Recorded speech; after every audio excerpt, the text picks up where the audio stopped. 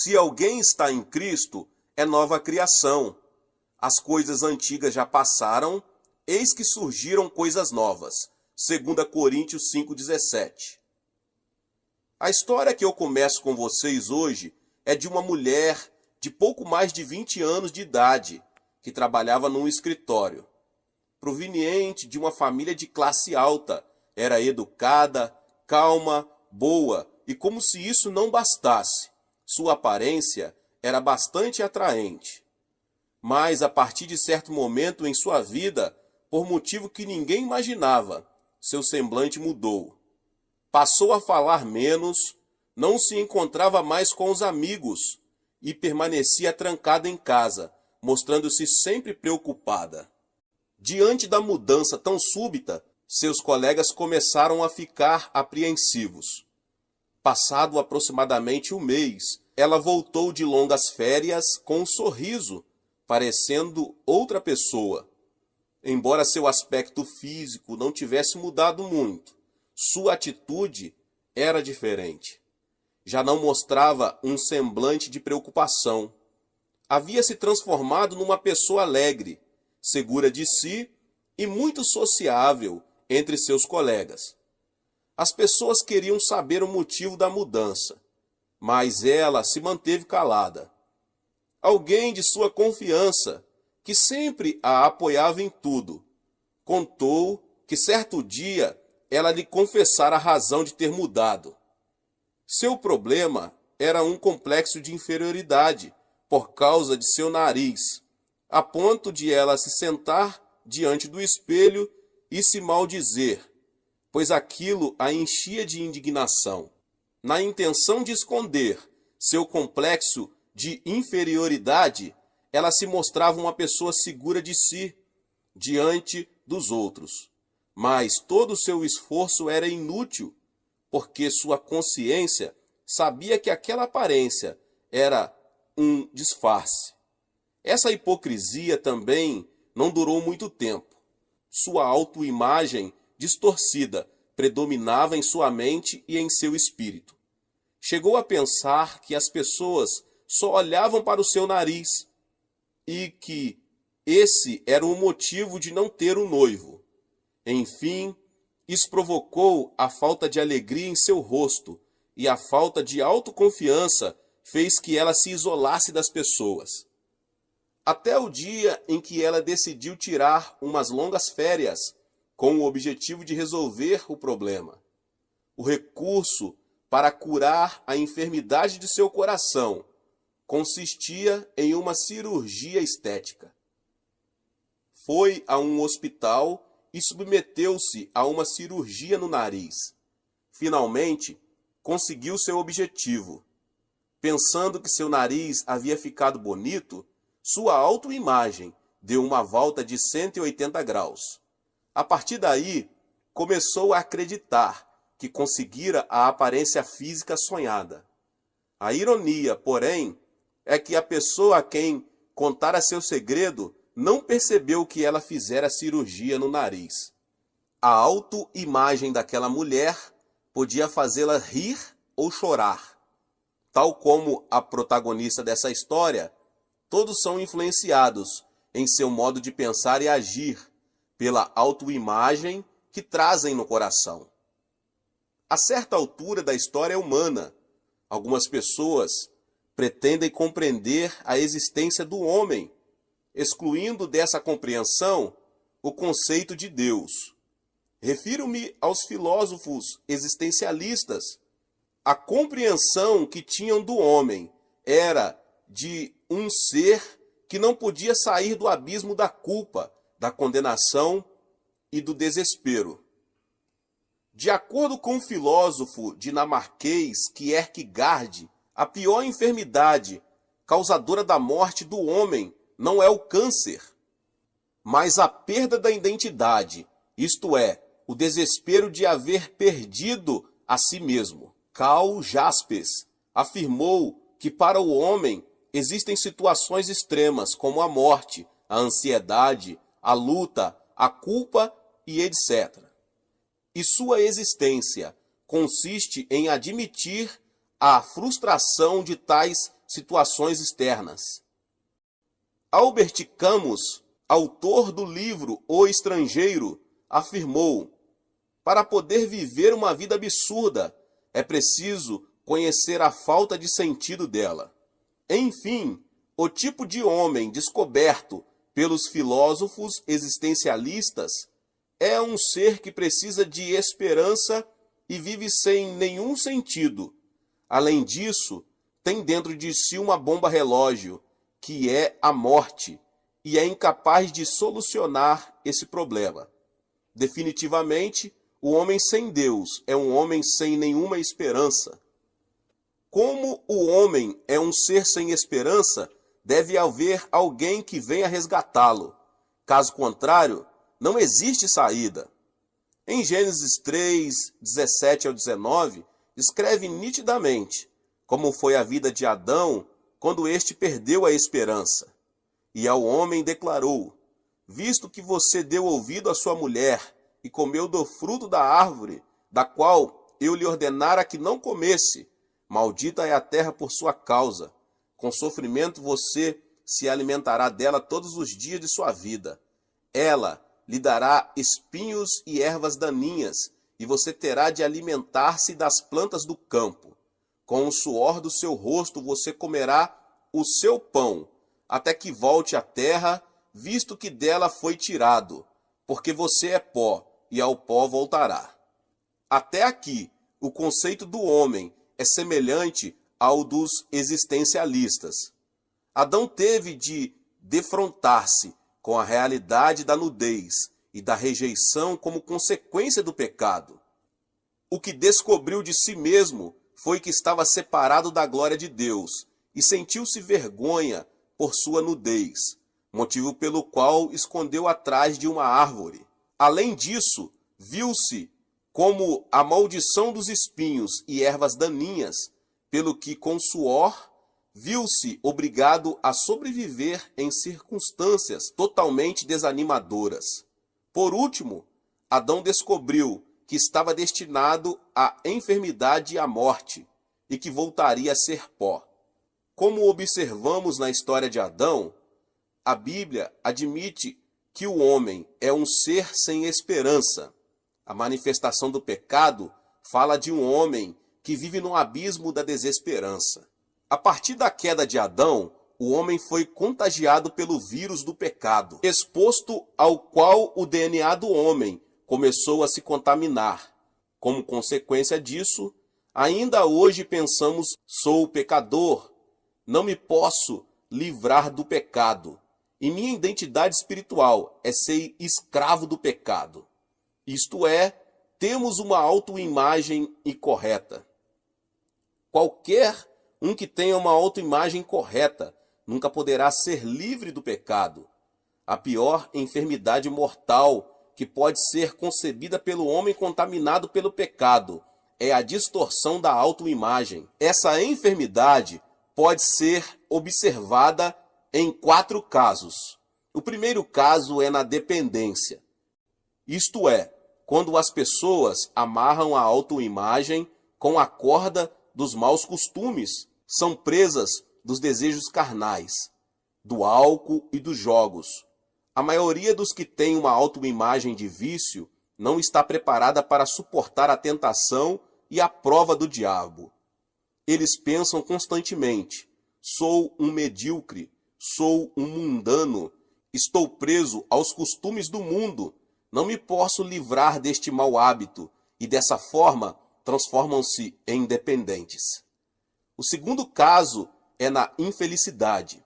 São aquelas pessoas que pensam não merecer o amor dos familiares e dos amigos e, consequentemente, passam a se alienar.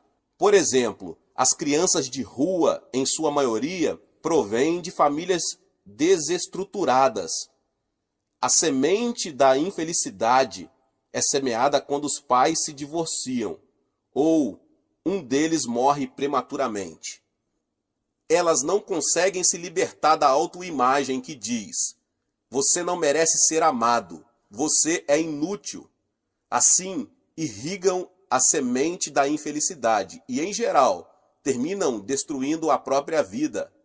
Essas pessoas são negativas e vivem presas ao ódio e à ira.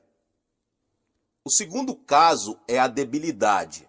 As pessoas que têm alguma debilidade física tendem a viver sob a ansiedade e a preocupação com a doença. Pensam que não pode ter uma vida saudável pelo fato de serem fisicamente frágeis. Elas pensam: eu já nasci frágil, por isso a enfermidade voltará a qualquer momento. Assim, por causa da autoimagem doentia, perdem a defesa mental e, quando fustigados por alguma doença, perdem imediatamente o ânimo. Essa categoria de pessoas nunca poderá ficar livre da enfermidade. O quarto caso é o no fracasso. Em relação aos outros tipos de autoimagem, talvez seja esse o mais destrutivo. Ao ver sua falta de capacidade, de recursos, de apoio dos outros, a pessoa termina pensando: sou desprezado, estou inserido na classe baixa, sou um lixo. Haja o que houver, vou acabar em fracasso. Sou pobre. Pessoalmente, em visitas ao exterior, pude ver quanto essa categoria de autoimagem é destrutiva. Um denominador comum que descobri nos países subdesenvolvidos foi a mentalidade pobre. As pessoas pensam: somos pobres há várias gerações. Jamais poderemos livrar-nos da pobreza. Lamentavelmente, não pude encontrar nelas esperança nenhuma. Essa realidade torna-se mais visível em países do sudoeste asiático, na África e na América do Sul. O surpreendente é que muitos desses países estão repletos de recursos naturais e, apesar das riquezas e da ilimitada possibilidade de progresso, continuam sendo países pobres. O motivo é a mentalidade de fracasso. Os habitantes estão determinando o futuro de sua nação por meio da mentalidade da pobreza e do fracasso. A mentalidade dos israelitas que haviam chegado a Cádiz Barneia era semelhante a essa. Eles não puderam pisar na terra prometida, a terra dos sonhos, a terra de onde fluía leite e mel, apesar de tê-la exatamente à sua frente. Mas por quê? Você pode perguntar. Porque, embora tivessem tido a experiência da salvação de Deus e da disciplina durante 40 anos no deserto, não puderam se desfazer da mentalidade de servidão que tinham no Egito, a fim de pensar como filhos de Deus. Essa mentalidade pobre torna-se visível nos relatos dos 12 espias. A Bíblia esclarece que, após haver observado a terra durante 40 dias, o relato por eles apresentado foi negativo. E espalharam entre eles, os israelitas, um relatório negativo acerca da terra. Disseram: a terra para a qual fomos em missão de reconhecimento devora os que nela vivem. Todos os que vimos são de grande estatura. Vimos também os gigantes, os descendentes de Enaque, diante de quem parecíamos gafanhotos, a nós e a eles. Números 13, 32 e 33. A mentalidade de servidão os fez considerar-se pequenos e insignificantes, e não permitiu que vissem a vontade e o plano de Deus. Foi por isso que não vacilaram em afirmar: diante deles parecíamos gafanhotos. O importante é que a terra de Canaã é um território onde se pode entrar com complexo de gafanhoto, ou seja, aquele que não tem a capacidade de pensar como filho de Deus, muito menos lhe será outorgada nenhuma oportunidade. A única forma de mudar a autoimagem é voltar-se para Jesus Cristo. Em 2 Coríntios, o texto que li no início, Paulo, ele adverte: portanto, se alguém está em Cristo, é nova criação. As coisas antigas já passaram, eis que surgiram coisas novas. É em Jesus Cristo que se pode encontrar uma nova autoimagem que consiste em crer, apesar de ser pecador e por sua injustiça merecer a rejeição. Seus pecados foram perdoados pelo sangue de Jesus. E agora esse homem é uma pessoa justa porque recebeu o perdão de seus pecados. Há alguns anos foram a leilão em Nova York os pertences de Jacqueline Onassis, esposa do ex-presidente Kennedy. Na oportunidade, o anel de noivado, avaliado em $500 mil, foi vendido por $2.590.000. Os textos do discurso de posse do ex-presidente também foram vendidos por $134 mil. Faz pouco tempo, vendeu-se um desenho a qual Picasso havia dedicado apenas 5 minutos, pelo valor de uma casa. Longfellow, famoso poeta americano, escreveu uma poesia em uma folha de papel de má qualidade, mas que foi vendida por $6 mil, ainda quando o artista era vivo. Como vimos, meus irmãos e irmãs, as coisas comuns tornam-se extraordinárias quando estão ligadas a alguém importante. O mesmo acontece em nossas vidas, glória a Deus. Podemos pensar que somos menosprezados e rejeitados no mundo, mas temos de olhar para nós pela perspectiva daquele que transformou a nossa vida. Kim Dae-do foi um coreano que assassinou 16 pessoas. Ele pensava que ninguém o amava e que a sociedade o rejeitava. Contudo, aceitou Jesus na cadeia e começou a clamar ao Senhor todas as madrugadas. Assim, foi transformado totalmente diante da cruz de Cristo. Sua autoimagem foi mudada. De assassino, transformou-se num filho de Deus, revestido de justiça e sua glória.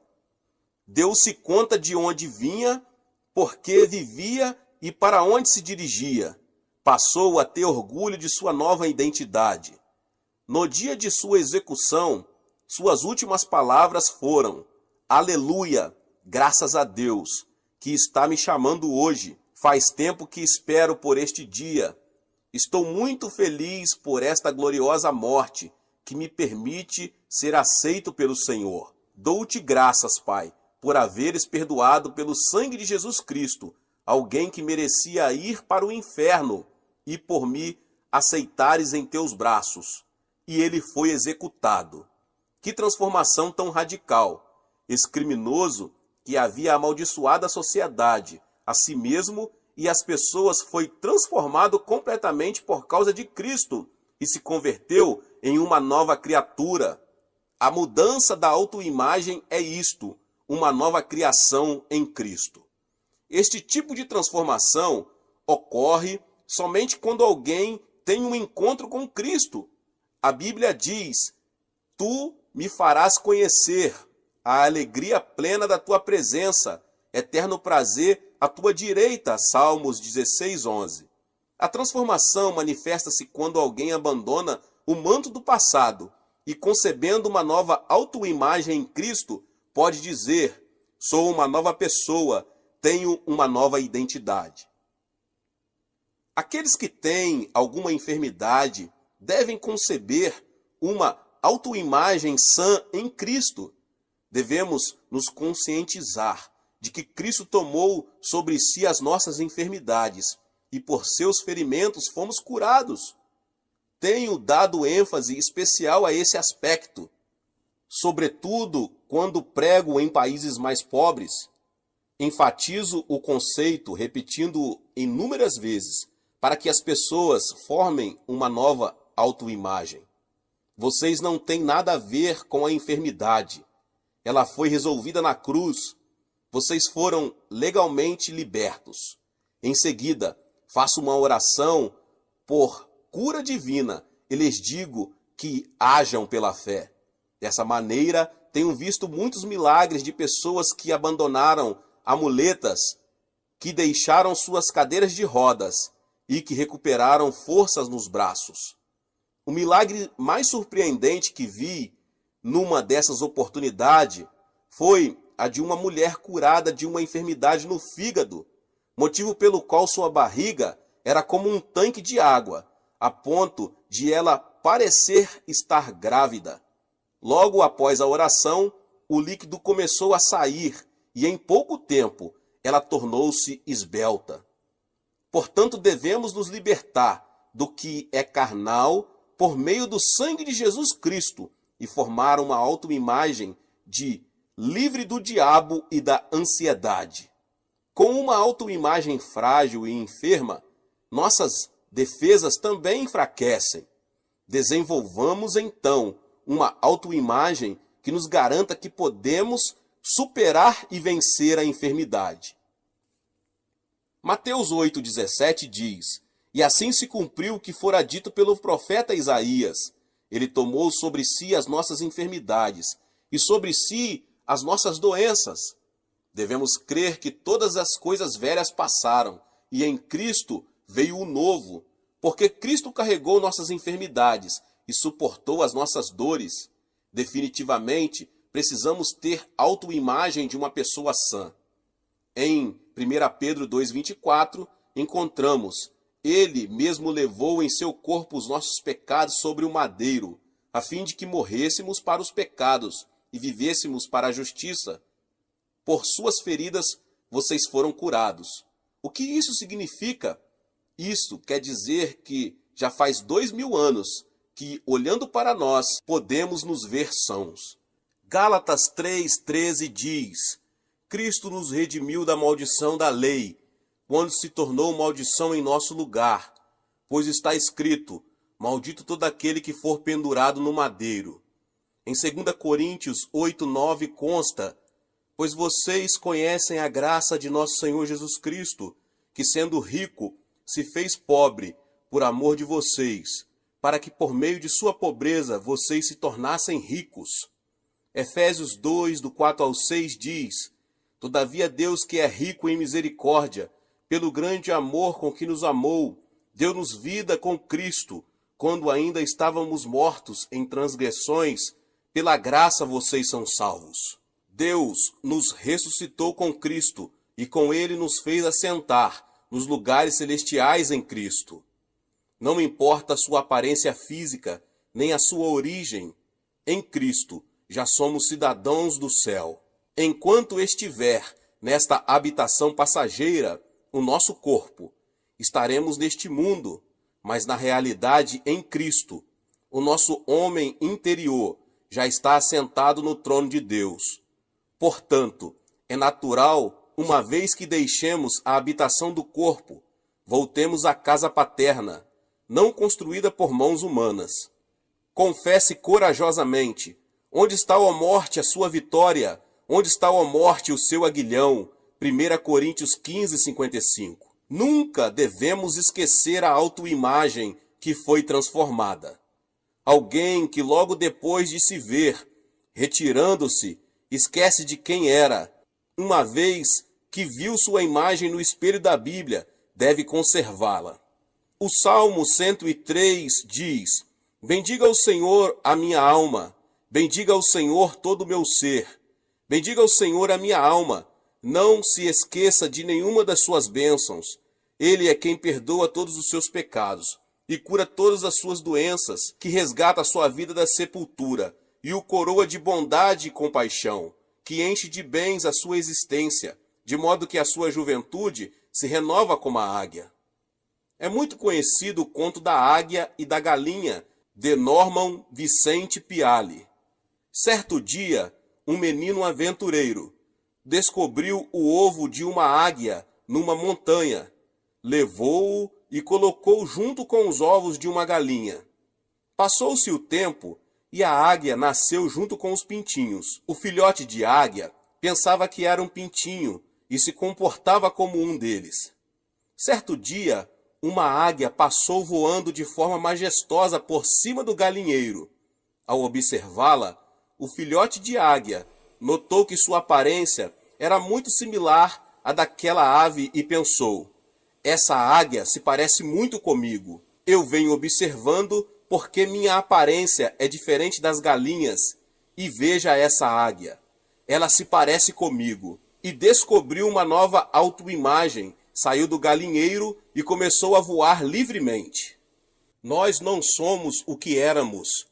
Não devemos viver como vivíamos antes. Devemos nos ver na cruz e descobrir a nova imagem que Deus concebeu em Cristo.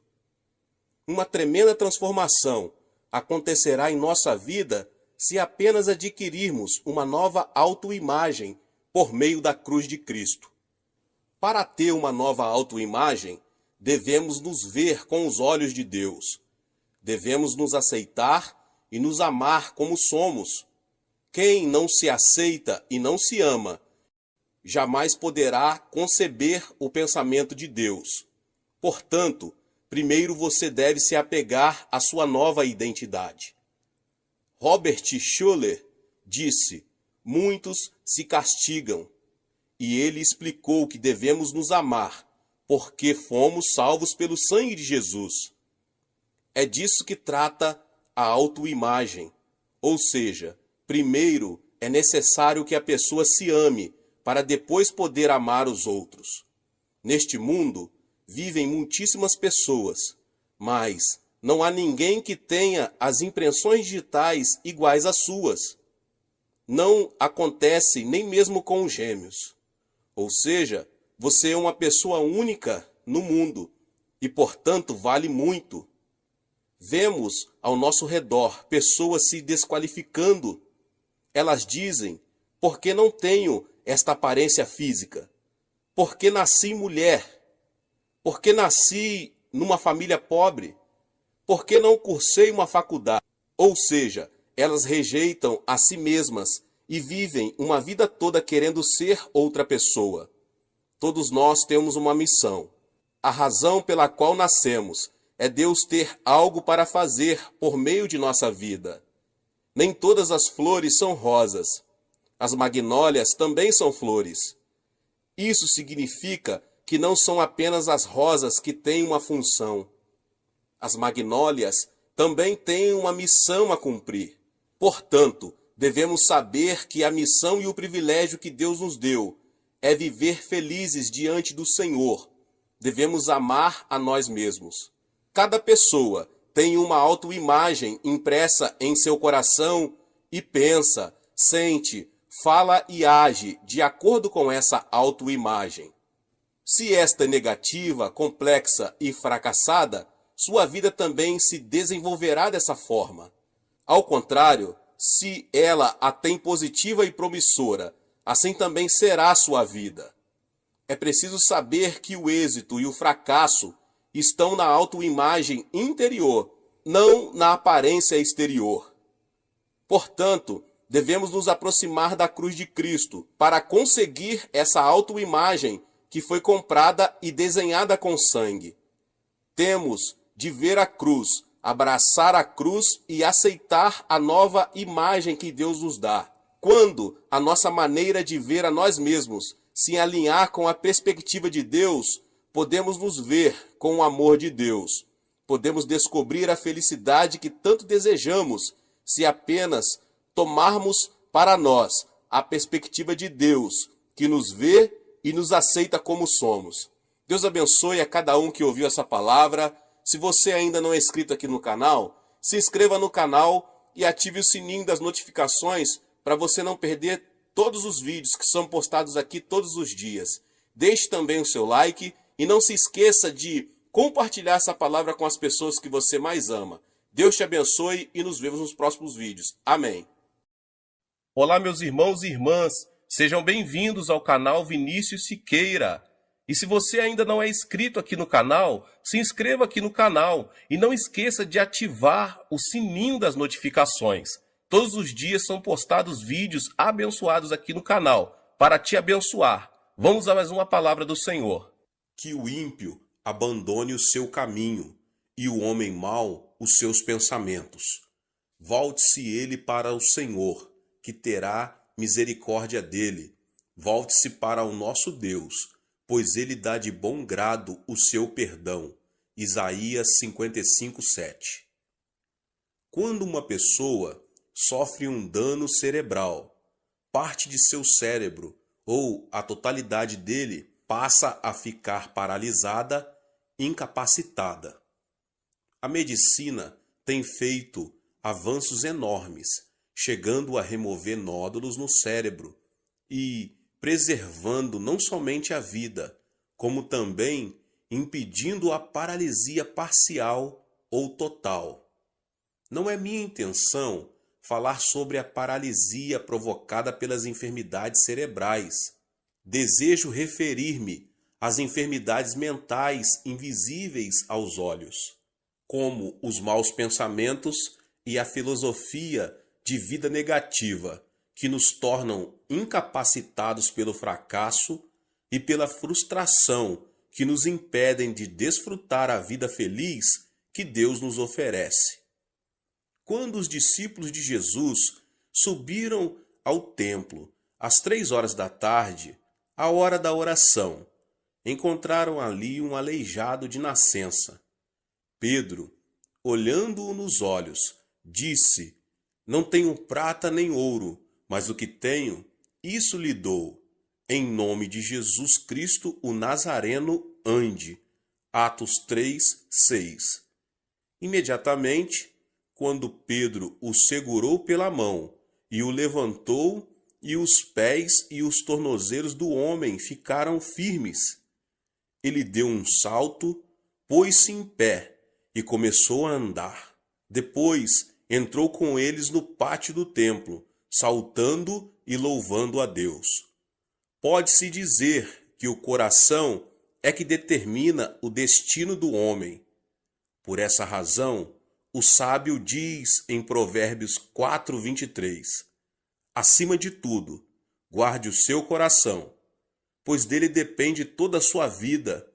E Jesus, em Mateus 8:13, diz, como você creu, assim lhe acontecerá. O que significa isso? Quer dizer que a mente é a origem do estilo de vida e a vida é o resultado daquilo que pensamos. Devemos eliminar de nosso cérebro o nódulo que nos leva à destruição ou à paralisia total ou parcial. A fim de experimentarmos o poder de Deus, quero agora apresentar 6 elementos que impedem que o poder divino haja em nós, os quais devem ser extirpados. O primeiro elemento é a ansiedade. Pode-se dizer que alguém que vive ansioso perde a felicidade na vida. Quando uma pessoa ansiosa chega a casa, os integrantes da família tornam-se intranquilos por causa de suas queixas e murmurações. Assim também, a pessoa ansiosa é incapaz de difundir paz na sociedade. Esse tipo de gente provoca reação de agitação em cadeia. Segundo estudo do médico Dr. Walter Clemente Albertis, especialista em gastroenterite do reconhecido Hospital Mayo, a causa de todo tipo de doença é a ansiedade. Isso significa que a ansiedade destrói a saúde física, além de destruir a felicidade do coração. Qual é a causa da ansiedade? Apresento aqui 2 de suas origens. A primeira origem da ansiedade, as circunstâncias produzem ansiedade. Quando uma pessoa sente-se incapaz de enfrentar uma situação, torna-se ansiosa. Por exemplo, quando não consegue solucionar um problema financeiro ou quando vive uma situação que parece estar além de qualquer esforço humano. Certo dia, Jesus entrou num barco e disse a seus discípulos que passassem para o outro lado. No começo, o lago estava tão calmo que o barco deslizava, como um patim sobre rodas. Ao chegarem à metade do lago, porém uma forte tempestade, vinda do monte Hebron, começou a açoitá-los.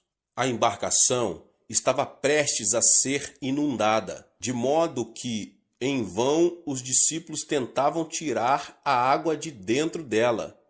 o naufrágio se daria em questão de tempo. Foi então que os discípulos se lembraram de Jesus e clamaram: Mestre, não te importas que nos afoguemos? Jesus levantou-se, repreendeu o mar e imediatamente o vento se acalmou e tudo ficou tranquilo. Olhando os discípulos nos olhos, ele disse: Por que vocês têm tanto medo? Ainda não têm fé? Observe que Jesus não disse: Vocês não têm fé. Isso se deve ao fato de que toda pessoa tem fé, de acordo com a medida que Deus lhe deu. O fundamento da fé dos discípulos, entretanto, eram as circunstâncias, os sentimentos e a emoção. Eles tinham fé somente quando tudo estava calmo. Ao terem a vida ameaçada por uma tempestade, sua fé transformou-se em dúvida, criando uma nuvem de ansiedade no coração. Portanto, devemos repelir os pensamentos oriundos das circunstâncias e as emoções da terceira dimensão, a fim de aceitar os pensamentos de Deus, os da quarta dimensão. Quando viram a tempestade e as ondas, os discípulos fracassaram em aceitar o pensamento de Deus, apesar de terem ouvido o Senhor dizer que queria passar para o outro lado do lago. Seus fundamentos de fé não eram a palavra de Deus da quarta dimensão, e sim as circunstâncias e as emoções da terceira dimensão. Foi por isso que o Senhor lhes perguntou: Onde está a sua fé?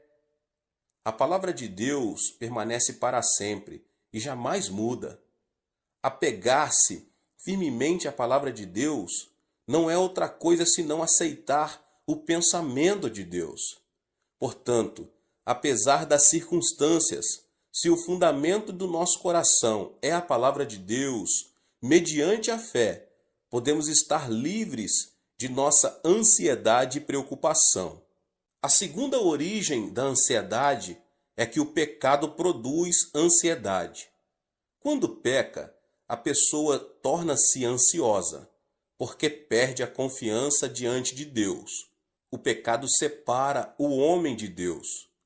Quando Adão e Eva pecaram, não puderam permanecer diante dele. Gênesis 3:10 diz: Ouvi teus passos no jardim, e fiquei com medo, porque estava nu. Por isso me escondi. Qual foi a causa do medo? O pecado, sem dúvida. Ao comer do fruto da árvore proibida, Adão e Eva souberam que estavam nus e tiveram medo.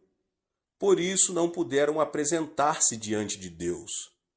Da mesma forma, o homem que comete pecado não tem paz. As Escrituras dizem: Não há paz alguma para os ímpios. Isaías 48:22. Portanto, a consequência do pecado é a ansiedade. Se uma pessoa se sente ansiosa ao sentar-se e ao levantar-se, sua vida será uma ruína. Não obstante, se alguém se aproxima do Senhor e confessa todos os seus pecados, estes se tornam brancos como a neve, ainda que tenham sido como o escarlate. Não se trata de mudar as circunstâncias para que possamos desfrutar paz. Jesus disse: Nesse mundo vocês terão aflições. Contudo, tenham ânimo, eu venci o mundo.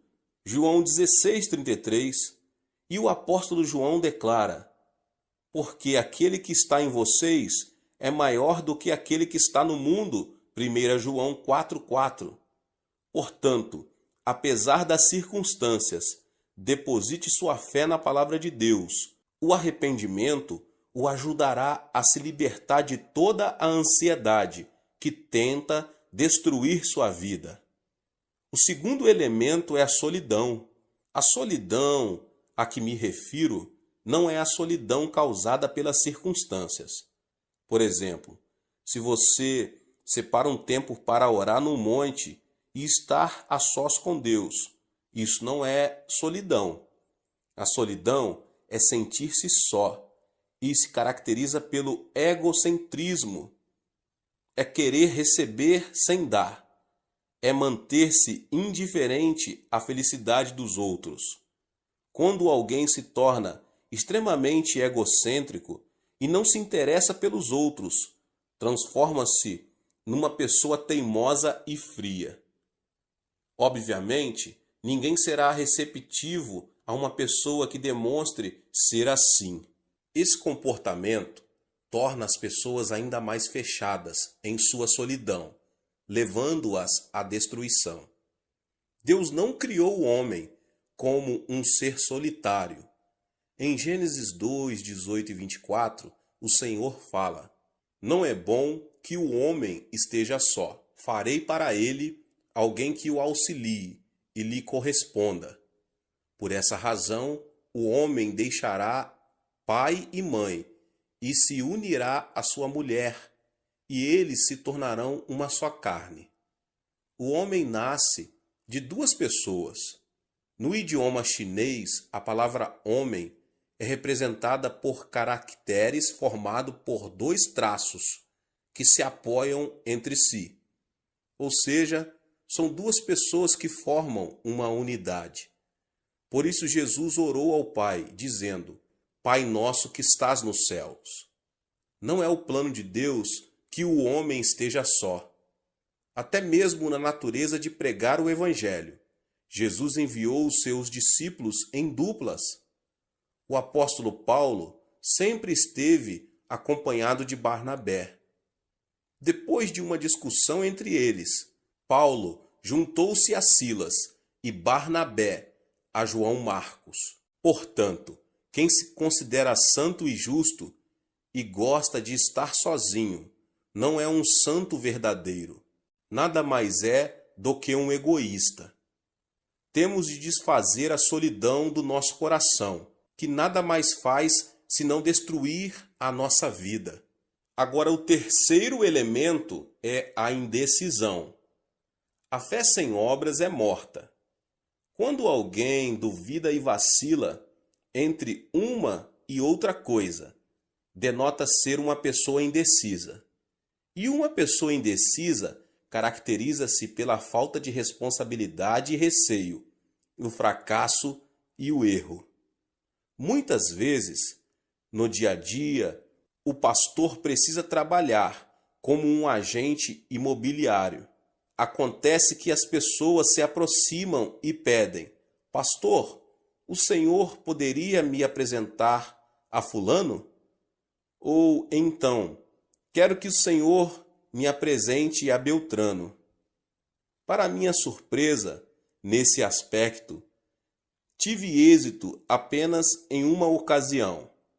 Se uma pessoa não se decide quando tem ainda a possibilidade de escolher seu futuro cônjuge, nunca poderá deixar de ser um solteirão ou uma solteirona.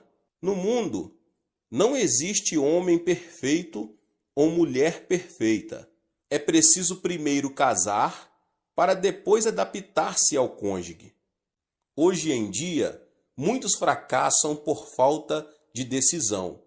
Surgem as oportunidades, mas estas são perdidas por causa da indecisão com que enfrentam a vida. Ao longo de minha vida, nunca vi uma pessoa extraordinariamente inteligente que tenha conseguido grandes coisas. Os chamados inteligentes pensam demais e dizem: "É preciso descartar esta possibilidade. Isto não funcionará. Ainda não chegou a hora de pôr isto ou aquilo em ação." O tempo passa e, no final das contas, eles não fazem nada. Portanto, podemos vencer se, com convicção, seguirmos em frente. Alguns membros da minha igreja já vieram a mim e perguntaram: "Pastor, o senhor acredita que será bom para mim emigrar para outro país? O que o senhor acha de eu começar um novo negócio? Devo continuar a fazer o que eu estou fazendo?" Esperam então que eu tome a decisão por eles. Diante dessa situação, eu simplesmente aconselho: não me peça que tome a decisão por você. Vá ao monte da oração e ore. Clame a Deus, que certamente dirá que caminho você deve seguir. Diante da dúvida ou incerteza, devemos nos apegar a Deus e pedir-lhe de todo o coração que nos oriente. Então, Deus nos ajudará a tomar a decisão correta. Em Tiago 1, do 6 ao 8, diz: peça, porém, com fé, sem duvidar, pois aquele que duvida é semelhante à onda do mar, levada e agitada pelo vento. Não pense que tal pessoa receberá coisa alguma do Senhor, pois tem mente dividida e é instável em tudo o que faz. O Senhor disse que não abençoaria pessoas indecisas. Remova a indecisão com o pensamento de Deus. Livre-se da indecisão. Assim, você poderá alcançar sucesso em sua vida. O quarto elemento é a ira. Temos a tendência de nos irritar com extrema facilidade, tanto em casa como no ambiente de trabalho. Creio que uma das principais razões para isso é o fato de não sabermos quanto a ira é destrutiva. A ira é prejudicial, não somente à saúde, mas também ao intelecto, pois o torna cego. Em uma conferência, o famoso anatomista inglês John Hutton afirmou ser a ira semelhante ao suicídio. Logo depois de ter apresentado sua tese, ele teve uma forte discussão com alguns dos alunos que o ouviram e discordaram daquilo que ele defendia. Isso o irritou sobremaneira, levando-o à morte instantânea, vítima de um ataque cardíaco. As palavras de John Hutton causaram grande repercussão por causa de sua morte trágica. Irar-se é como cuspir para cima, ou seja, a ira se volta contra a própria pessoa. A Bíblia diz que a ira rebaixa o nível da pessoa e o transforma em ignorante. A sabedoria do homem lhe dá paciência. Sua glória é ignorar as ofensas. Provérbios 19, 11. O homem paciente dá prova de grande entendimento, mas o precipitado revela a insensatez. Provérbios 14, 29. Além disso, a ira nos separa da alegria de Deus, porque irritar-se é cometer o mal na presença divina. Existem hoje muitas famílias destruídas por palavras cheias de ira. É aconselhável falar pacificamente, em tom moderado, ainda que seja em momento de ira. Quando preciso aconselhar pessoas que têm a tendência a se irar facilmente, digo: quando você voltar a se irritar, abaixe a voz e fale devagar. Se a sua esposa cometeu um erro grave, não levante a voz dizendo: querida, porque isso o levará a irar-se ainda mais. Fale em tom baixo e suave: querida. Qualquer pessoa tem a experiência de se ter irritado e depois de algum tempo arrepender-se de haver agido dessa forma. A ira destrói tudo. A ira não traz benefício nenhum à sua vida. Precisamos aprender a preservar e desfazer a ira que nos leva à destruição, e então nos será concedida uma nova manhã. O quinto elemento é a frustração.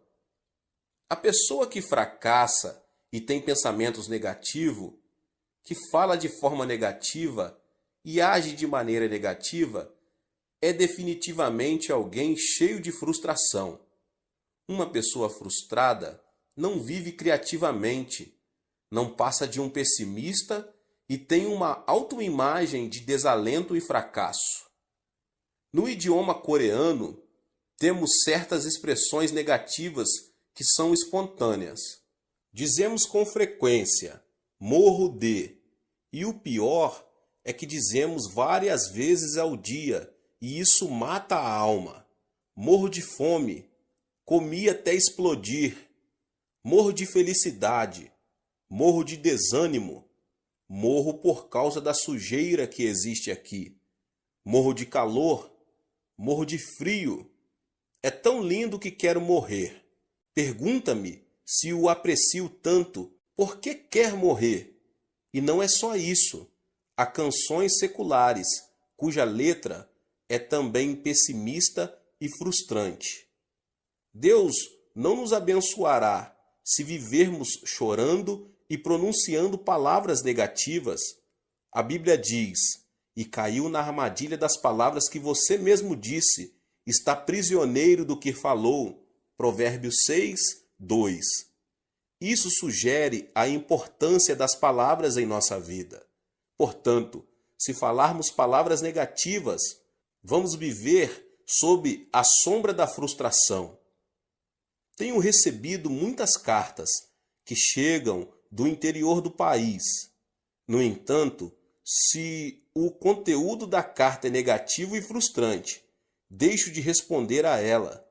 Ao contrário, se a pessoa que a escreveu, embora diante de frustração e de um panorama desalentador, denota a esperança, oro por ela e faço tudo o que posso para ajudá-la. Sabe qual é a diferença entre uma pessoa de sucesso e uma pessoa fracassada? As bem-sucedidas não se mostram frustradas diante de um eventual fracasso e logo se colocam em pé novamente. Ao contrário, as pessoas fracassadas denotam frustração, desanimam e cruzam os braços. Aqui está a diferença. A chave do êxito da vida está em ter coragem e não desanimar nunca. Aos 70 anos, com uma dívida de milhares de dólares, o coronel Sanders foi à falência. Ficou tão abalado que foi internado num hospital. Mesmo assim, não conseguia conciliar o sono. Certo dia, bem de madrugada, ouviu um hino que dizia: "Não esmoreças, Deus te protege. Descansa sob suas asas, Deus te protege." Como um sonâmbulo, dirigiu-se ao lugar de onde vinha o cântico. O hino vinha de uma pequena igreja. Ao entrar, encontrou uma senhora idosa que cantava o hino, curvada diante do altar. A voz daquela senhora parecia a voz de um anjo. No mesmo instante, ele se arrependeu e entregou sua vida ao Senhor. Repentinamente, sentiu uma grande paz. A paz que só desfrutam as pessoas que caminham com o Senhor. Antes de entrar em falência, Sanders era o dono de uma empresa. Decidiu esquecer seu passado e começar tudo de novo como cartonador. Não foi nada fácil. Entretanto, ele superou a adversidade, confiou no Senhor e, sob a orientação do Espírito Santo, começou a vender frango frito. Hoje, ele é um milionário conhecido em todo o mundo. Esta é a história de Sanders Chicken, mais conhecido como KFC. Assim também, devemos nos livrar da frustração que nos leva ao fracasso. E o sexto e último elemento é o autoabandono. Atualmente, as histórias de criminosos se têm transformado em filmes. A história de Shi Kang-hun, que conseguiu fugir da cadeia com um grupo de colegas, está numa tela gigante, sob o título Holiday.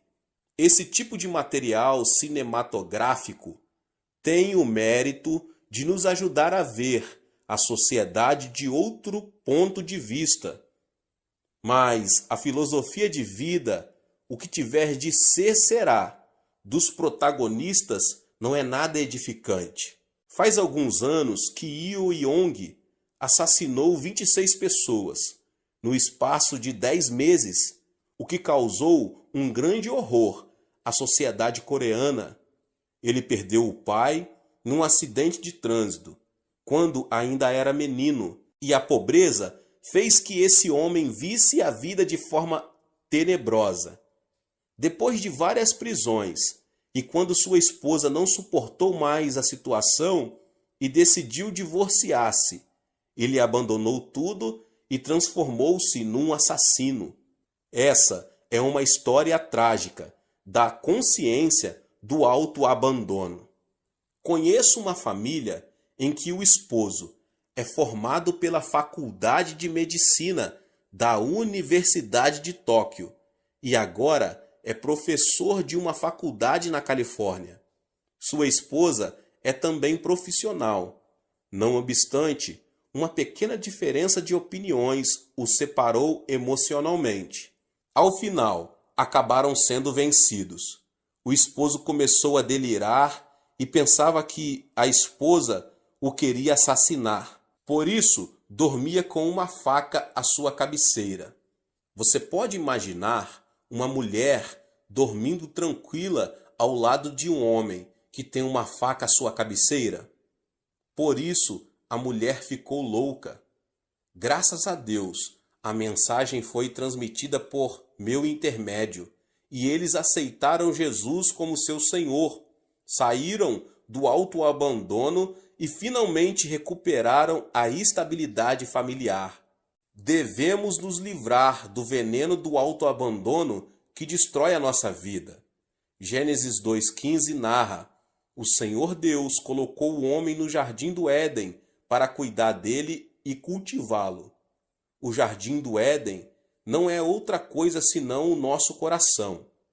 Na antiguidade, a fonte de vida encontrava-se no Éden, mas na atualidade, a fonte de vida se encontra no coração. O Deus que disse ao homem para cuidar do Éden, hoje nos manda cuidar do nosso coração. É necessário que os nossos pensamentos se fundamentem na palavra de Deus, para que o nosso coração seja preservado. Ou seja, o sucesso e o fracasso não dependem do destino. Podemos ser felizes se, mediante o pensamento de Deus, conseguirmos extirpar os 6 tumores do coração, a saber, a ansiedade, a solidão, a indecisão, a ira, a frustração e o autoabandono. Que você possa ter força no Senhor, na palavra de Deus, na oração, conseguir retirar da sua vida, em nome de Jesus Cristo, tudo que atrapalha o poder de Deus, o poder divino de atuar na sua vida. Deus abençoe a vida de cada um dos irmãos que ouviram essa palavra do pastor David Puyong Cho. Se você ainda não é inscrito aqui no canal, se inscreva no canal, ative o sininho das notificações para você não perder nenhum vídeo que são postados aqui todos os dias. Deixe também o seu like e não esqueça de compartilhar essa palavra com as pessoas que você mais ama. Nos vemos nos próximos vídeos. Amém. Olá, meus irmãos e irmãs. Sejam bem-vindos ao canal Vinícius Siqueira. E se você ainda não é inscrito aqui no canal, se inscreva aqui no canal e não esqueça de ativar o sininho das notificações. Todos os dias são postados vídeos abençoados aqui no canal, para te abençoar. Vamos a mais uma palavra do Senhor. Pois os meus pensamentos não são os pensamentos de vocês, nem os seus caminhos são os meus caminhos, declara o Senhor. Isaías 55:8. Uma pesquisa mostra que o livro da Bíblia que mais agrada aos cristãos é o de Provérbios. Ocorre que a ética e a moral do conteúdo de Provérbios oferecem um ensino muito importante para as pessoas hoje em dia. Por isso, embora não frequentem nenhuma igreja, muitas pessoas leem a Bíblia para tirar dela sábias lições de vida. Mas a palavra de Deus em que cremos é muito mais do que uma simples regra de ética e moral. Além disso, Provérbios fala claramente que o temor do Senhor é o princípio do conhecimento e da sabedoria. A Bíblia é o único meio que nos permite conhecer o coração de Deus. Uma vez extirpados os maus pensamentos, é tempo de realizarmos o transplante mental do pensamento de Deus, que foi revelado por intermédio de sua palavra. Por meio de sua palavra, Deus deseja conceder-nos a graça do reino dos céus. Embora tenhamos de viver neste mundo, Deus deseja nos dar a graça e a bênção de que o homem que pertence ao reino é capaz de desfrutar. Por isso mesmo, Jesus não disse: arrependam-se e venham ao reino, mas sim, arrependam-se, pois o reino dos céus está próximo. Mateus 4:7. Não se trata de Jesus ter vindo para nos levar ao céu, mas para nos dar o céu em nosso coração e família. Então, como podemos conseguir o milagre se nos sentimos limitados e enfrentamos uma situação impossível? Quando eu era menino, observava com frequência a maneira com que meu pai enxertava um ramo no tronco de uma árvore. No início da primavera, ele tinha o costume de trabalhar em um pomar de caquis. Existem dois tipos de caquis, um selvagem e o outro doméstico. Os frutos são totalmente diferentes. Meu pai cortava a raiz do caqui selvagem e então usava um tubo de palha, enxertava um ramo de caqui doméstico, cobrindo-o depois com terra. Às vezes, havia um momento de secura por falta de compatibilidade entre a raiz e o ramo implantado. Mas, uma vez superado o período de adaptação, de forma surpreendente, o pé de caqui selvagem dava frutos do caqui doméstico. Esse princípio da natureza nos ensina um princípio espiritual.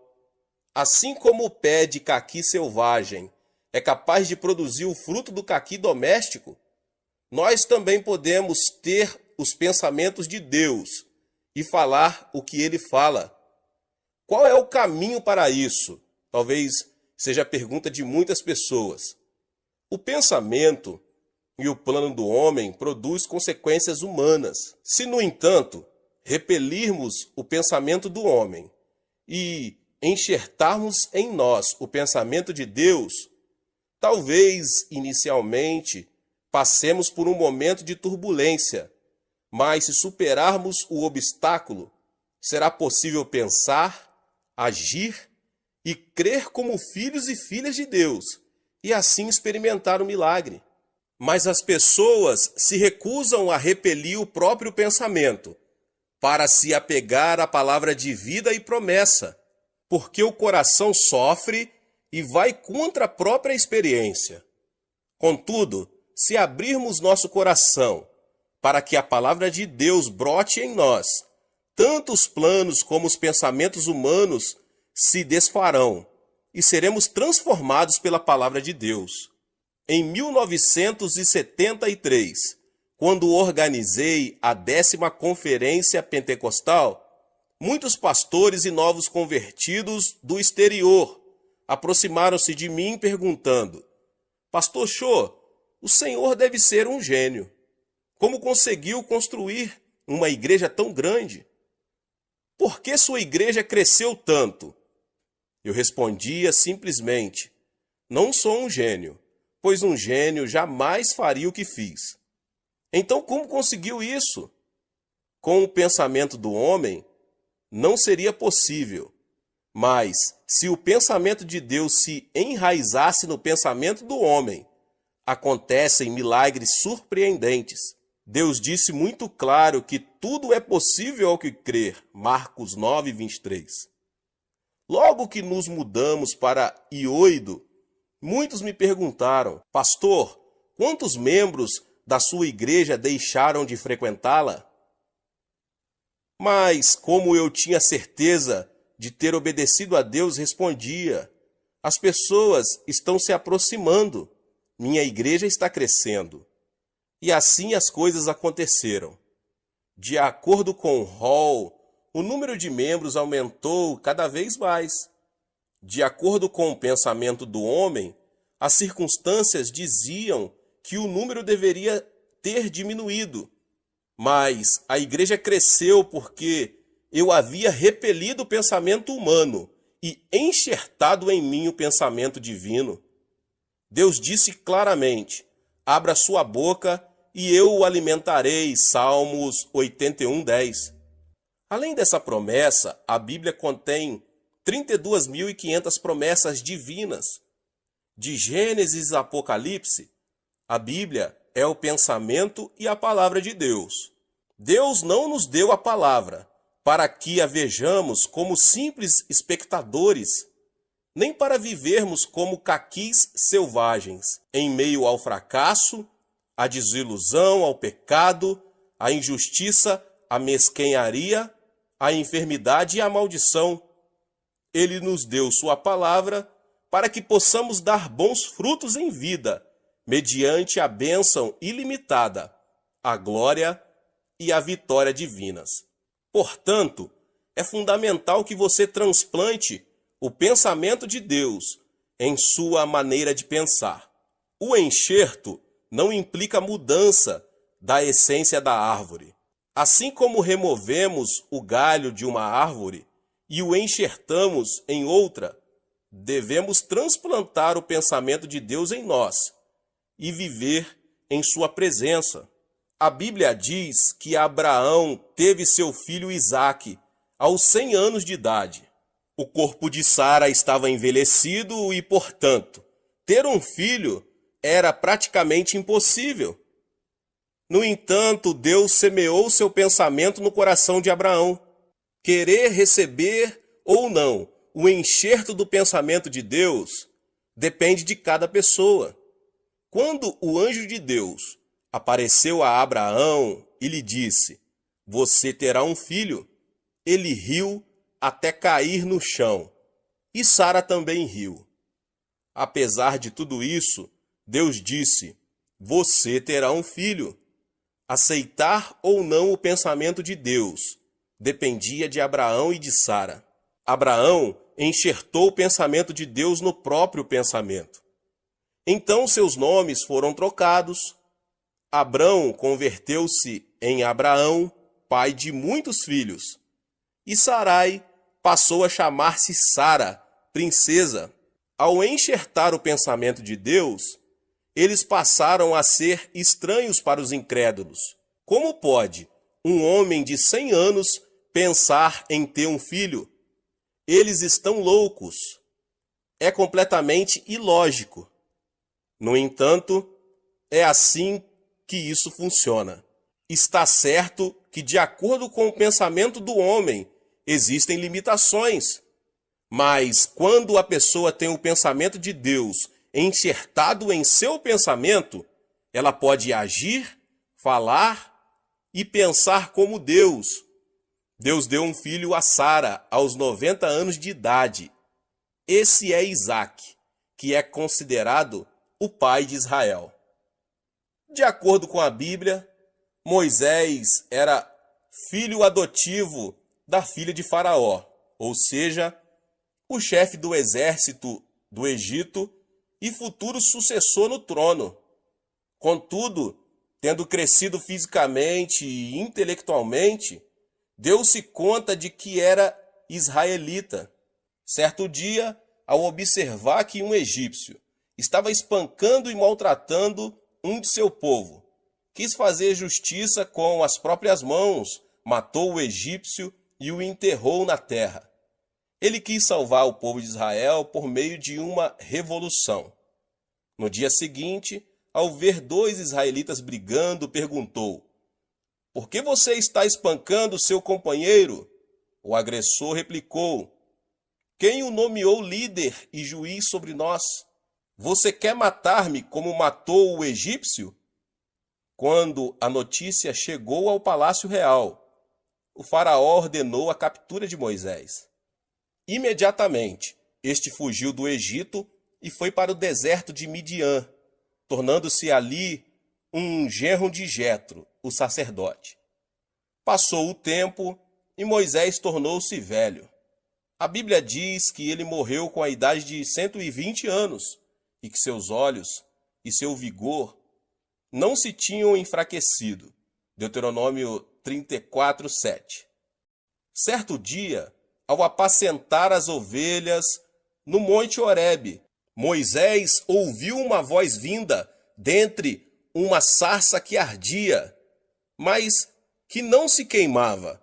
E a voz dizia: Moisés, tire as sandálias.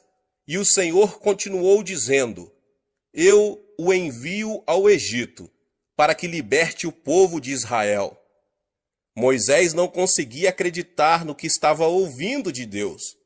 Por isso reagiu, dizendo: Ó Deus, rogo-te que envies outra pessoa. Eu tenho dificuldade para falar e estou muito velho para isso. Envia outro em meu lugar. Moisés não podia enxertar no seu pensamento o pensamento de Deus. Irritado, Deus lhe respondeu: Moisés, eu não lhe disse que estaria com você? Eu o envio. Finalmente, Moisés conseguiu repelir o seu pensamento, enxertando em sua mente o pensamento de Deus. Assim, muitos milagres aconteceram à medida que ele falava e agia de acordo com o poder de Deus. Quando Moisés incorporou o pensamento de Deus, pôde libertar o povo de Israel da escravidão, atravessando o Mar Vermelho e liderando mais de 3 milhões de israelitas até a Terra Prometida, construindo a nação de Israel e escrevendo o livro da lei. Outro que enxertou os pensamentos de Deus foi André. No Novo Testamento, há também muitos relatos que mostram como viver dando preferência ao pensamento do homem ou ao pensamento de Deus. Um exemplo disso são as decisões de Filipe e de André. A Bíblia diz que se reuniram cerca de 5.000 homens para ouvir Jesus pregar a palavra. Se fossem contadas as mulheres e crianças, esse número chegaria a dezenas de milhares de pessoas que estavam com fome. Na ocasião, Jesus chamou seus discípulos e lhes disse: Deem-lhes vocês algo para comer. Ele não disse que os discípulos teriam a capacidade de fazê-lo, muito menos mentiu ou exagerou. Filipe começou a fazer as contas. Quando obteve o resultado, chegou à conclusão de que não havia forma de alimentar uma quantidade tão grande de pessoas.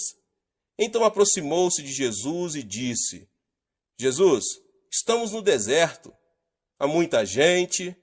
Mesmo que dermos a cada um uma quantidade pequena de pão, precisaremos de muito pão para dar de comer a todos.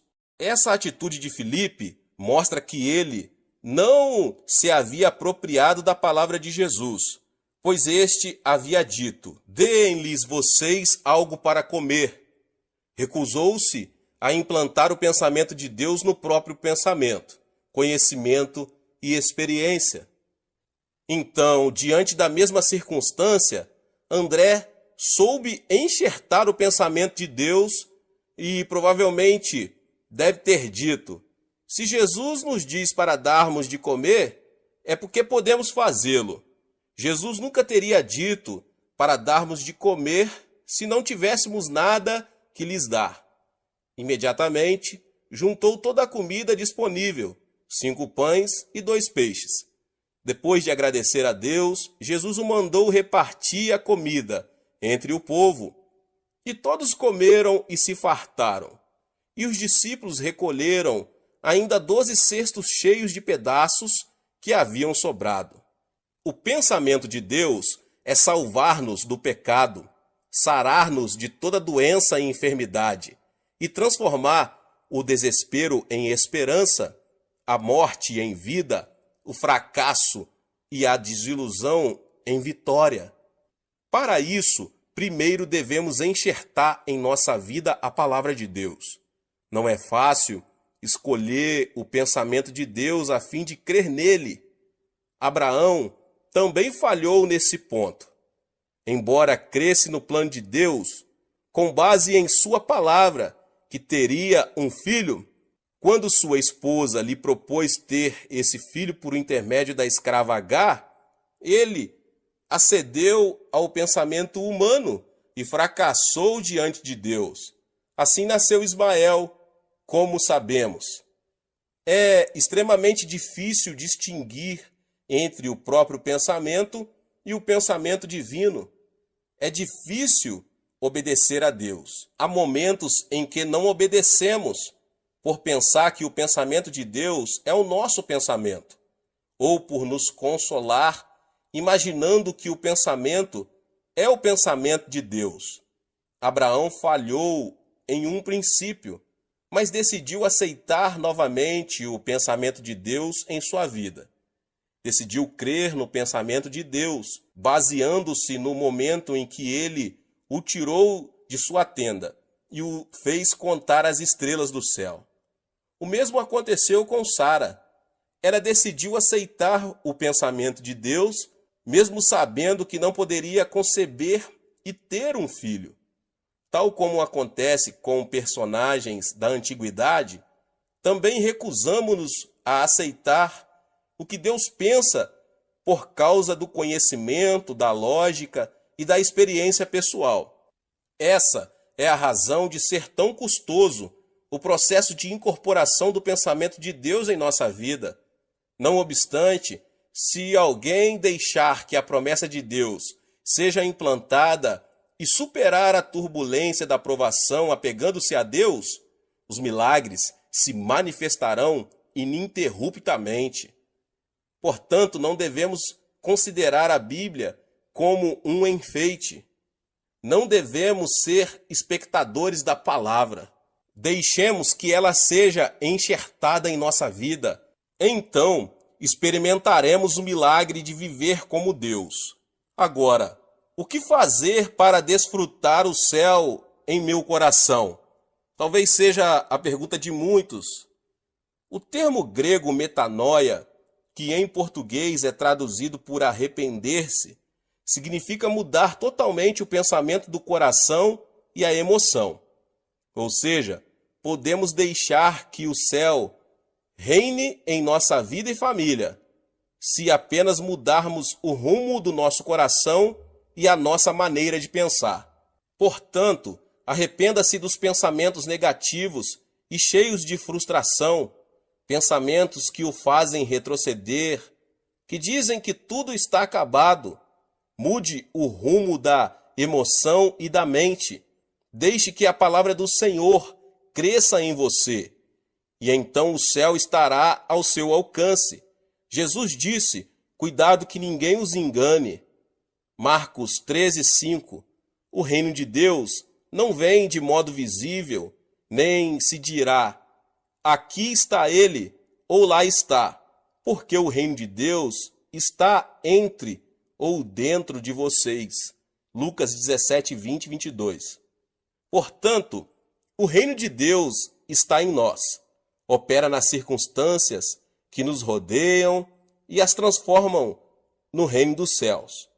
Certo homem estava caminhando e, de repente, viu alguns meninos que tiravam água suja para ser purificada. Ao levantar os olhos, viu que mais acima, naquele rio, havia um porco tomando banho. Obviamente, os meninos não sabiam que isso estava acontecendo. Então o homem lhes disse: meninos, se vocês querem limpar a água, devem primeiro livrar-se do porco que está se banhando lá em cima no rio. Devemos agir da mesma forma nas circunstâncias que estivermos vivendo. No casamento, o amor se desvanece, aparecem os conflitos familiares, os filhos seguem caminhos equivocados, as coisas não saem bem. O sofrimento e a enfermidade fazem que a nossa vida se encha de água suja. tratamos de retirá-la de um poço, mas quando o fazemos, vemos que o outro poço se encheu de água suja e acabamos caindo na desilusão. Como podemos solucionar esse problema? A Bíblia diz, Provérbios 4:23, acima de tudo, guarde o seu coração, pois dele depende toda a sua vida. Devemos nos arrepender e mudar o rumo de nossa maneira de pensar negativa e destrutiva e incorporar o pensamento de Deus e a palavra de Deus em nosso coração, para que o pensamento divino reine em nossa vida e transborde, transformando todo o ambiente no reino dos céus. Podemos experimentar o milagre se tão somente implantarmos a palavra de Deus em nosso coração. Toda palavra que sai da boca de Deus não volta vazia, mas cumpre o propósito com que foi enviada. Isaías 55 diz isso. Portanto, leia e estude a Bíblia, por mais que o seu intelecto duvide dessa verdade. Apegue-se à palavra de Deus que diz: tudo é possível ao que crer. Marcos 9:23. Se você precisa de cura divina, confesse. Pelas suas feridas fomos curados. Isaías 53:5. E desfrute de saúde física. Se você precisa que Deus o faça prosperar, deixe que seja enxertada em seu coração a palavra que diz: tragam o dízimo todo e vejam se não vou abrir as comportas dos céus e derramar sobre vocês tantas bênçãos que nem terão onde guardá-las. Malaquias 3:10. Acrescente o pensamento de Deus mediante a palavra dele, que permitirá que em sua vida sejam produzidos muitos frutos de felicidade em nome de Jesus. Deus abençoe a vida de cada um que ouviu essa palavra. Talvez você chegou aqui pela primeira vez e ainda não é inscrito no canal. Se inscreva aqui no canal, ative o sininho das notificações e todos os dias são postados vídeos abençoados aqui no canal para te abençoar. Não esqueça de deixar o seu like e de compartilhar este vídeo, esta palavra, com os seus contatos, com as pessoas que você mais ama. Nos vemos nos próximos vídeos. Deus abençoe. Amém. Olá, meus irmãos e irmãs. Sejam bem-vindos ao canal Vinícius Siqueira. E se você ainda não é inscrito aqui no canal, se inscreva aqui no canal e não esqueça de ativar o sininho das notificações. Todos os dias são postados vídeos abençoados aqui no canal para te abençoar. Vamos a mais uma palavra do Senhor. Cada pessoa tem a própria perspectiva. Esta é única e distinta de todas as outras. A perspectiva dos pais não é a mesma perspectiva dos filhos. A maneira com que a geração adulta vê uma situação não é a mesma com que os jovens a veem. O ponto de vista do chefe não é o ponto de vista do empregado. Os políticos da oposição não veem as coisas como as veem os políticos que apoiam o governo. É imprescindível que haja contínua busca de entendimento entre ambas as partes. Mas existe uma diferença maior de perspectivas. Trata-se do ponto de vista do homem e do ponto de vista de Deus. A Bíblia explica isso da seguinte forma. Isaías 55, 8, 9 diz: pois os meus pensamentos não são os pensamentos de vocês, nem os seus caminhos são os meus caminhos, declara o Senhor. Assim como os céus são mais altos do que a terra, também os meus caminhos são mais altos do que os seus caminhos, e os meus pensamentos são mais altos que os seus pensamentos. É praticamente inevitável o conflito entre o ponto de vista de Deus e o ponto de vista do homem.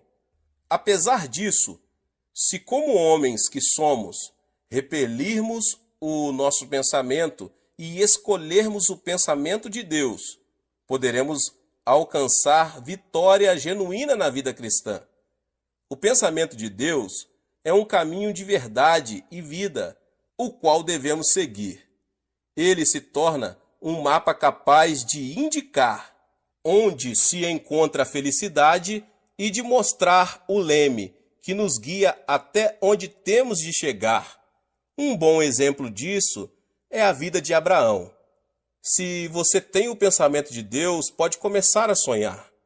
A vida de Abraão passou por uma drástica mudança de rumo, quando ele tinha 75 anos de idade. Essa é uma idade quando a pessoa precisa fazer uma avaliação da sua vida, refletindo sobre a maneira em que viveu, e deve pensar a respeito da morte. Em outras palavras, é a idade menos indicada para um novo começo. Mas Deus chamou Abraão e ordenou-lhe que começasse tudo de novo. A Bíblia esclarece isso da seguinte forma em Gênesis 12, 1 e 2 e 3. Então o Senhor disse a Abraão: saia da sua terra, do meio de seus parentes e da casa de seu pai, e vá para a terra que eu lhe mostrarei. Farei de você um grande povo e o abençoarei. Tornarei famoso o seu nome e você será uma bênção. Abençoarei os que o abençoarem e amaldiçoarei os que o amaldiçoarem.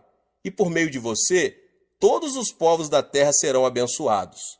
Depois de receber essa palavra de Deus, Abraão passou a ver a vida por outra perspectiva. O Senhor lhe havia mostrado não ser aquele o momento de abandonar o sonho, mas de concebê-lo, o tempo de começar uma nova vida.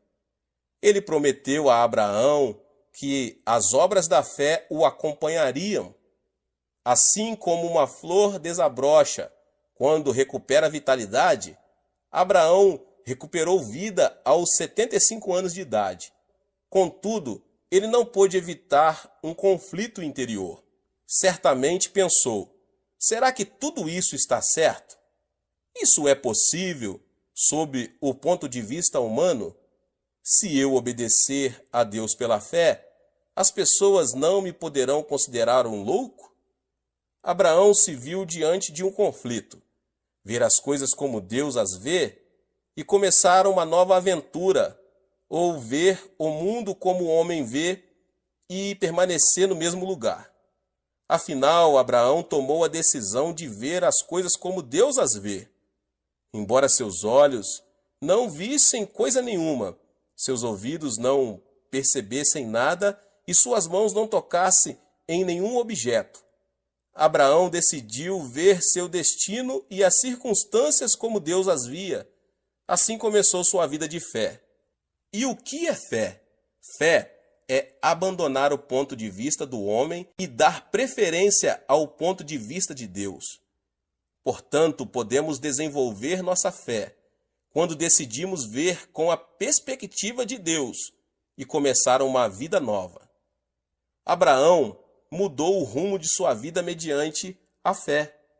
É preciso ter sabedoria para fazer distinção entre o ponto de vista do homem e o ponto de vista de Deus. Se virmos como o homem vê, viveremos como homens. Se, no entanto, virmos como Deus vê e agirmos pela fé, viveremos pelo poder de Deus. Certo dia em que havia densa neblina, um navio estava detido, impossibilitado de partir. O comandante esperava ansiosamente que a neblina se dissipasse. Um senhor aproximou-se dele e disse: "Eu sou da Inglaterra e preciso ir a Quebec, no Canadá, ainda hoje, porque no sábado tenho de pregar num culto evangelístico. Vamos já, comandante." O comandante, surpreso com estas palavras, pensou: pela aparência, esse homem seria uma pessoa normal, mas pela maneira de falar deve ser um louco, e disse: "Ouça, por acaso o senhor não vê a neblina? Como vou sair do porto com uma neblina dessa?" O homem respondeu: "Certamente que eu vejo a neblina, mas vejo também a mão de Deus retirando a neblina. Por acaso o senhor não vê a mão de Deus?" Quando o comandante pensou estar diante de um louco, o homem o tomou pela mão, levou-o à força ao seu camarote e disse: "Sirvo ao Senhor durante 57 anos e o tenho visto todos os dias em oração. Deus nunca falhou. Vou orar e o Senhor verá a neblina se desvanecer. Vamos orar juntos. O comandante entrou no camarote, mas fez declarações que demonstravam falta de fé. Não diga tolices. Por acaso não vê a neblina? Onde está Deus? As palavras do comandante vinham do senso comum. De repente, George Miller dobrou os joelhos e orou. Deus, Criador dos céus e da terra, eu vim da Inglaterra e preciso ir a Quebec para pregar a tua palavra. Portanto, faze que o navio parta agora mesmo. Assim que terminou a oração, disse ao comandante: ligue o motor do navio. O senhor acredita que a oração fará melhorar as condições do tempo? Não diga tolices. George Miller respondeu: abra a janela. E o milagre aconteceu. Naquele curto espaço de tempo, a neblina havia desaparecido e o sol estava brilhando. O comandante não conseguia acreditar. Ele havia visto a neblina, mas George Miller havia visto Deus. Se você tem o pensamento de Deus, pode obedecer sem reservas. Assim que ouviram a palavra de Deus, Abraão e sua esposa partiram em direção a Canaã com tudo o que tinham, junto com seu sobrinho Ló e seus servos. Tratava-se de uma migração com toda a família. Ao chegar a Canaã, tiveram de enfrentar uma situação difícil. A terra estava passando por um período de estiagem e não havia água nem comida. A família clamava por comida e seus animais desfaleciam por falta de alimentação apropriada. Diante das circunstâncias adversas, Abraão decidiu ver as coisas pela perspectiva humana. Buscando a sobrevivência, foi para o Egito, a terra do pecado, junto com seu sobrinho Ló. Ali, com o propósito de preservar sua vida, fez que a esposa dissesse que era sua irmã. Não é assim que o homem vê as coisas? Reconhecendo as adversidades, Abraão abandonou a perspectiva de Deus e preferiu a perspectiva do homem. Mas Deus observava as circunstâncias por outro ponto de vista. Ele viu que Abraão, embora tivesse decidido ter fé, ainda estava preso a coisas humanas. Foi por isso que Abraão não lhe obedecera sem reservas. Deus lhe havia dito que saísse de sua terra e do meio de seus parentes. Mas Abraão partira com todos os seus bens e seu sobrinho Ló. Esse foi o motivo pelo qual Deus permitiu a estiagem. Do ponto de vista de Deus, Abraão não desenvolvera uma fé completa. Ele havia deixado a terra, mas somente no aspecto físico. Em outras palavras, ele não obedecera plenamente a Deus. Por isso, para que se arrependesse, Deus permitiu a estiagem. Ao enfrentar uma aflição, todos são levados a fazer uma análise introspectiva. Se Abraão tivesse arrependido de seus pecados e buscado a Deus, o Senhor lhe teria aberto um novo caminho. Mas Abraão não observou as circunstâncias sob a perspectiva divina. Por isso dirigiu-se ao Egito. Se alguém escolhe ver as coisas com os olhos humanos, deve se responsabilizar pelas consequências em sua vida. Ao contrário, se alguém decide ver as coisas com os olhos de Deus, é este quem o protege e responde por sua vida. Como consequência, Abraão enfrentou situações muito críticas. O rei do Egito tomou Sara, pensando ser a irmã mais nova do estrangeiro. Abraão preservou sua vida porque entregou sua esposa como mulher a outro homem. Definitivamente, o conflito e a vergonha se apoderaram dele. No entanto, o processo o levou a um genuíno arrependimento. Foi então que Deus lhe deu uma nova oportunidade. Se você tem o pensamento de Deus, você pode confiar na promessa. Depois do quebrantamento, Abraão voltou à terra de Canaã junto com seu sobrinho Ló. Em Canaã, ele teve uma vida próspera porque administrou bem o que ganhou no Egito. Mas os servos de Abraão e Ló discutiam com frequência porque não havia água suficiente para todos. Diante disso, Abraão decidiu separar-se do seu sobrinho. Ao ouvir a confissão de Abraão, percebemos imediatamente quando ele tinha sido quebrantado. Não haja desavença entre mim e você, ou entre os seus pastores e os meus, afinal somos irmãos. Aí está a terra inteira diante de você. Vamos separar-nos. Se você for para a esquerda, irei para a direita. Se for para a direita, irei para a esquerda. Gênesis 13, 8, 9. Abraão cedeu a Ló praticamente tudo. Essa declaração manifesta a convicção de Abraão, que decidiu não olhar a circunstância sob o ponto de vista humano, mas apegar-se ao pensamento de Deus. Por outro lado, Ló viu as coisas sob a perspectiva humana, levantou os olhos e observou que todo o vale do Jordão até Zoar era terra bem irrigada. Mas, na realidade, Sodoma e Gomorra eram terras onde proliferavam o pecado. Depois de separado de seu sobrinho Ló, Abraão, que tinha o pensamento de Deus e confiava na palavra do Senhor, decidiu ficar em Canaã. Deus o chamou e disse: "De onde você está, olhe para o norte, para o sul, para o leste e para o oeste. Toda a terra que você está vendo darei a você e a sua descendência para sempre." Gênesis 13, 14 e 15. Falando francamente, a terra de Canaã não se via tão fértil quanto as campinas do Jordão. Mas Deus disse a Abraão que lhe daria e a toda a sua descendência toda a terra que ele estava vendo. Vemos assim que, quando Abraão decidiu olhar seu destino e as circunstâncias sob o ponto de vista de Deus, ele lhe prometeu responsabilizar-se por sua vida. Se você tem o pensamento de Deus, pode esperar pelo cumprimento da promessa. E aconteceu que Abraão chegou aos 85 anos de idade. 10 anos já se haviam passado desde o dia em que ele decidira vir à terra de Canaã. Contudo, Abraão não tinha nenhum filho. Sob o ponto de vista humano, já não havia possibilidade de ver cumprida a promessa divina. Por essa razão, a esposa de Abraão, Sara, propôs-lhe que ele tomasse sua escrava Agar, para que, talvez por intermédio dela, viesse a ter filhos. E assim foi.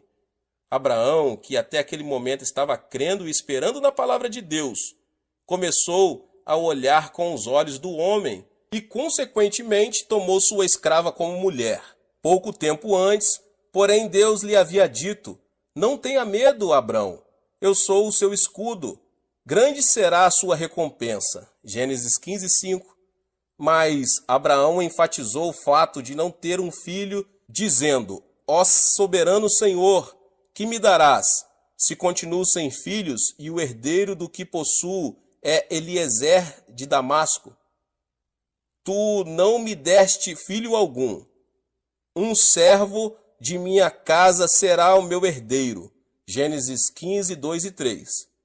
Mas esse pensamento era do homem, porque o pensamento de Deus era diferente.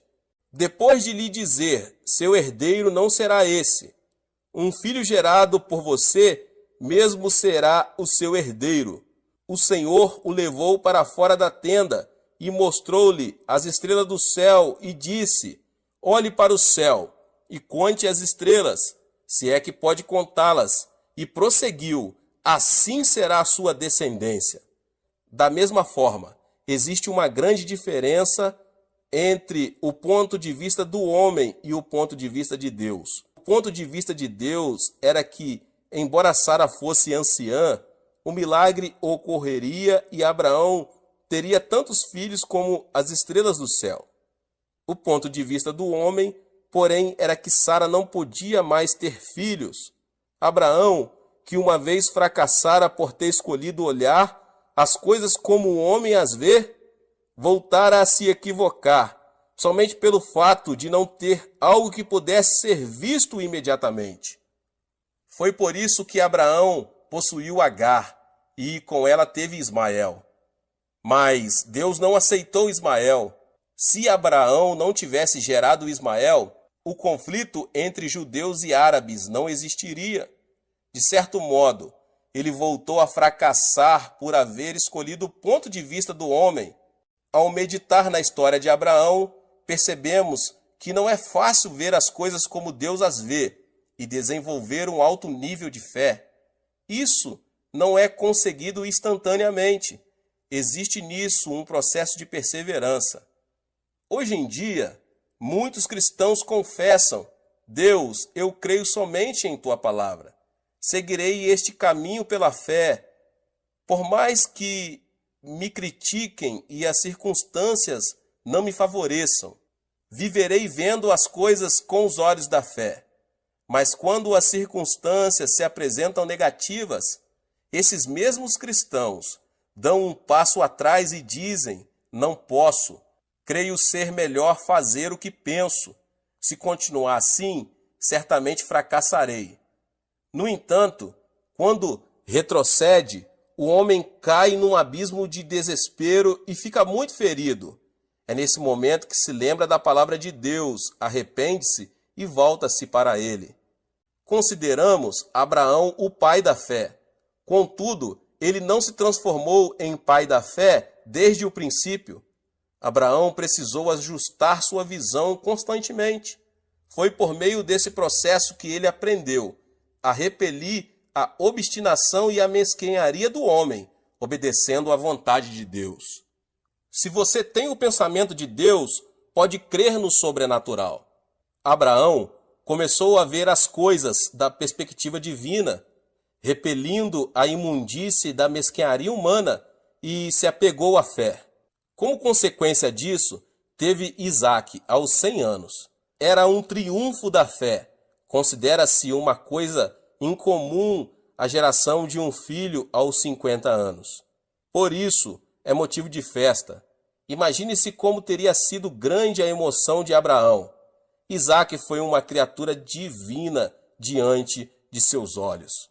Para Abraão, Isaque era sua vida, seu herdeiro, sua alegria e sua felicidade. Cada vez que olhava para ele, descobria o sentido da vida. Entretanto, Isaque passou a se converter gradualmente em um ídolo para Abraão. Embora este não o visse dessa maneira, Deus via Isaque de uma forma, Abraão o via de outra forma. Ou seja, havia uma grande diferença entre os dois pontos de vista, o ponto de vista de Deus e o ponto de vista de Abraão.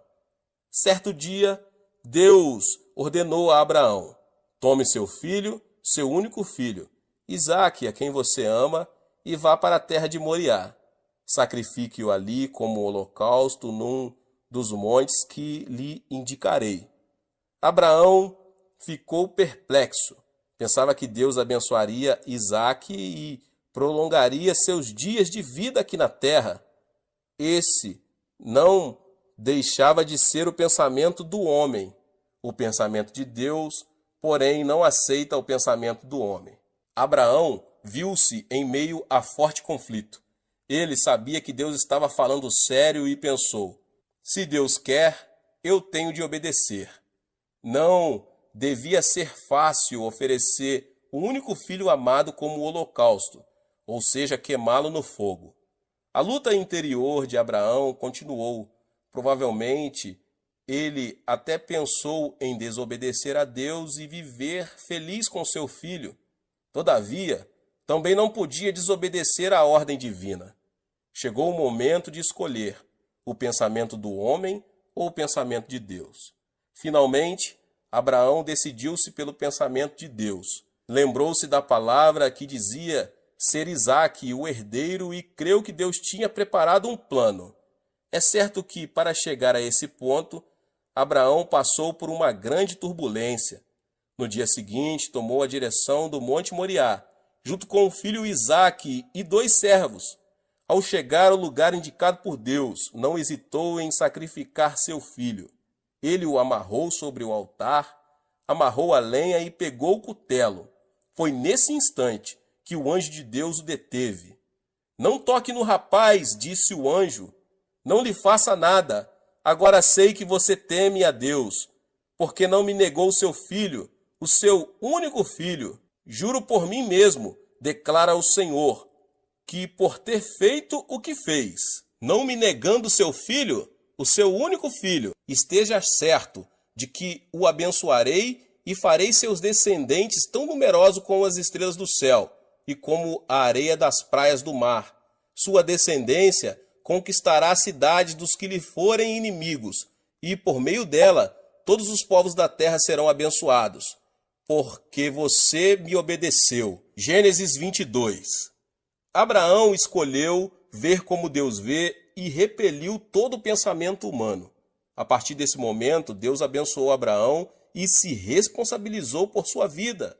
Qualquer pessoa que quiser escolher a perspectiva de Deus deve primeiro abandonar a vontade, a obstinação, o desejo, o método e a força do homem. Não podemos confessar que escolhemos a perspectiva de Deus enquanto persistirmos com os desejos, os métodos e a força humana. Todo aquele que escolher a perspectiva de Deus deve se render, dedicar-se e obedecer a Ele. O ato de se render, dedicar-se e obedecer a Deus não significa perder. Muitos pensam que a dedicação a Deus significa perder, mas isso não é certo. Não se trata de perda, mas da chave que leva a uma vida abundante.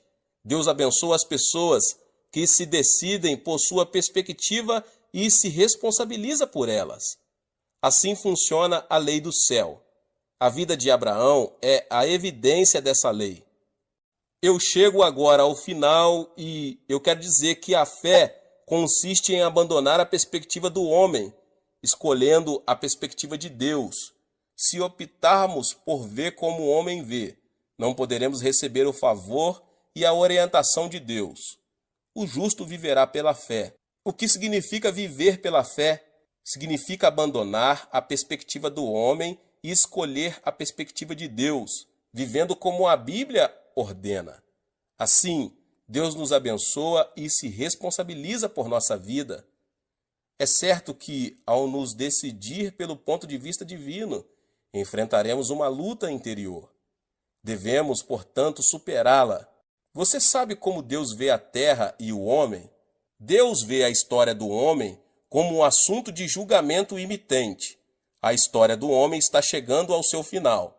A vida do homem é como uma neblina que aparece num momento e logo se desvanece. Ele é como uma erva e sua glória como a flor do campo. Quem vacila com isso é nécio. O nosso interesse deve estar na eternidade. A vida eterna é mais importante que a vida passageira. Essa filosofia de vida permitirá que a pessoa viva a vida transitória de maneira muito mais significativa. As Escrituras dizem, da mesma forma, como um homem está destinado a morrer uma só vez e depois disso enfrentar o juízo.